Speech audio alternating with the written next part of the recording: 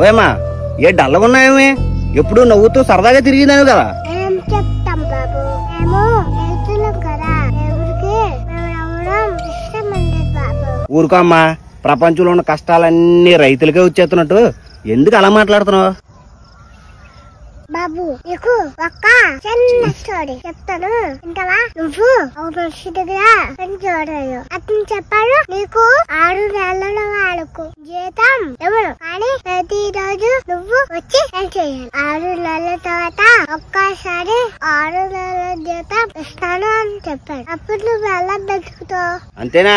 అప్పు చేసి 6 నెలలు బతికేస్తాను, జీతం వచ్చిన తర్వాత అప్పు అంతా తీర్చేస్తాను. అవునా? రేపుతో 6 నెలలు పూర్తి అయిపోతే, అనగా ఈ రోజు రాత్రి అర్థం చనిపోతే ఇక్కడ కనిపిస్తుంది. అయ్యి బాబోయ్, ప్రాణం పోయేంత పని అయిపోదు. మా ప్రాణం